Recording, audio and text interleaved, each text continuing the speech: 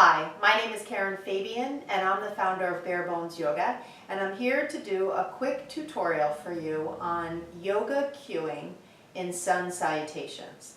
So when you're a newer teacher, cueing can be such a big obstacle to really connecting with your class and feeling comfortable teaching. And this is a natural thing, even for teachers who are more experienced and have been teaching for a couple of years.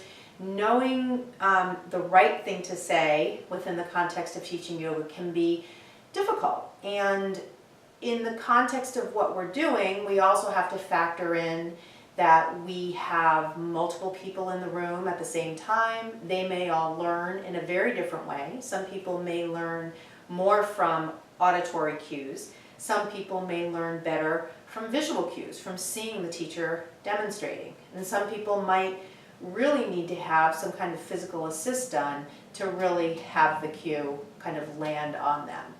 And then of course we know when people come to class, usually they're really distracted, they've had a busy day, depending on the time of day, but even if it's over a weekend or kind of a restorative class at the end of the day or a Sunday night, when you would typically expect people to be more relaxed and maybe therefore more aware and present, that may or may not be happening. We don't know what's going on in our students' minds when they come to class. So we have to look at our language as, or the language that we use when we teach, as a tool in helping not only communicate what we want them to do, but we need to choose words that will help them stay present. And that may or may not be something that you're familiar with.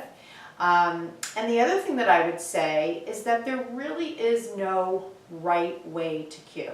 And I think certainly if you've gone to a number of different yoga classes over the months or years, you may sense from your experience that there's a lot of variety. So I certainly am not saying that my way is the right way.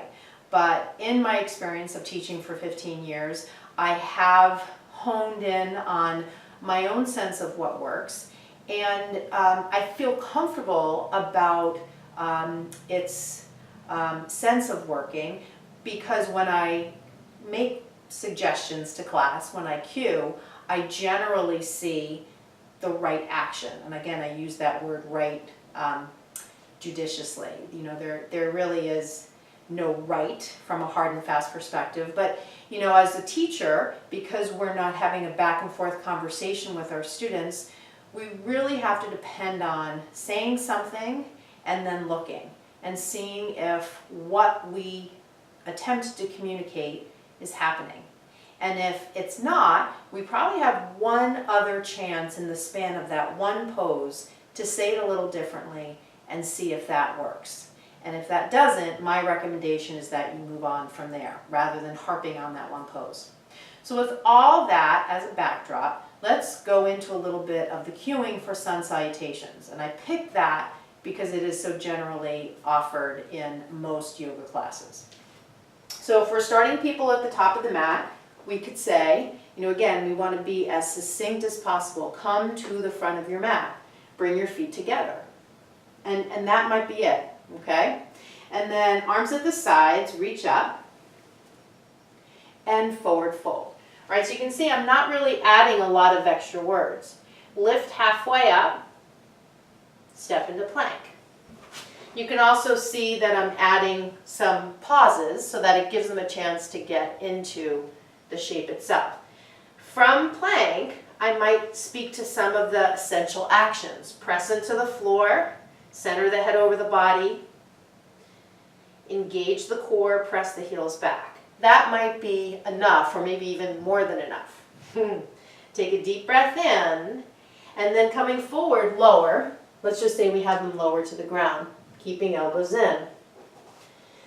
Coming into upward dog, tops of the feet flat, press up, stack the shoulders over the wrists. Right, so just really action-oriented statements. Tuck the toes, roll over into downward facing dog. In down dog, lift the hips, slightly bend the knees if you wish, press the ground away. walk forward. Come up to standing, reach up, bring your hands back to your heart.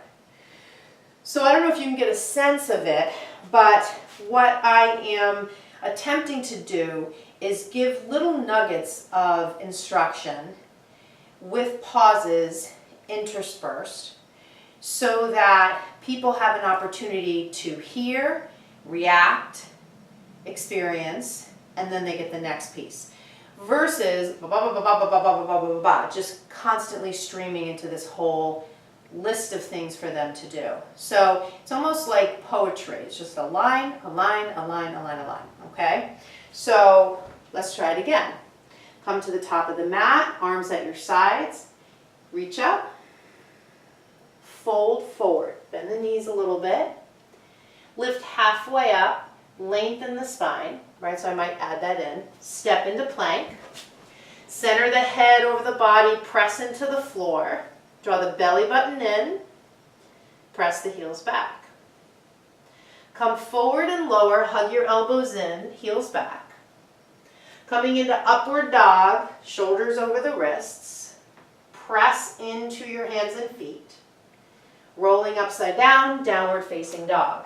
Set your gaze back at your feet, press the ground away. Take a few breaths. Bend the knees, come forward. So you'll notice that I didn't cue to breath until that last piece. And I think this can be something that can kind of hang up new teachers because they're so focused, and this oftentimes comes from their training, they're so focused on cueing breath. Inhale, exhale, exhale. And what I would suggest is that, especially when you're newer, forget about cueing the breath. Your students are going to be breathing. If you want to speak to Ujjayi breath or techniques of breathing, pranayama, you can do that kind of occasionally. But the way that I look at it is, if a student is instructed in terms of the physical movements in a helpful way, in an effective way, their breath is going to come more easily. If, however, they're not cued on the physical aspect of the pose effectively, it's really hard for them to breathe because they're confused, they're not sure. Interspersed with the confusing directions are instructions to breathe. It's kind of all gobbledygook. So I would say, don't worry about cueing to breath, maybe initially or ever, or maybe you're just peppering your teaching cues, physical cues, with cues to breath. Okay, so let's put it all together. Coming up to the front of the mat, you want to add a little breath. Inhale as the arms reach up, exhale as you bow. Lift halfway up, take a breath, step to plank. As you hold your plank, press down, draw the belly button in, press the heels back. Coming forward, as you lower, hug the elbows in. Upward facing dog, take a breath, shoulders over the wrists. Downward facing dog. Take a few breaths. So that's a way to do it. You could just say, take a few breaths. Leave them, give them some peace and quiet. Time to breathe. Bend the knees, hop or walk forward. Lift halfway up, fold down. Reach up to standing, bring the hands to the heart. Okay? So that's just one piece. I gave you the intro, kind of had that first conversation, went through Sun Salutation A. I'll do some follow-up videos where I start to break down Sun Salutation B and twisting poses, so stay tuned for those. I don't want this one to be too long. Let me also just add in that if you go to my website, barebonesyoga.com, the first time you visit, you're going to get an opportunity to download 3 different free things, a video, some teaching worksheets. Once you're on my homepage, there is a free template geared towards building a yoga sequence, along with some more anatomy worksheets that you can download. I also have a free class on the online classes page, and free webinars as well. And then also on the online classes page, I have a class you can download that has tons of anatomical cues. So it's a 60-minute sequence, it's only $10, and you can download that and use it as a teaching tool, or just use it to practice and kind of hone in on some of the anatomical actions that are happening as you move on the mat.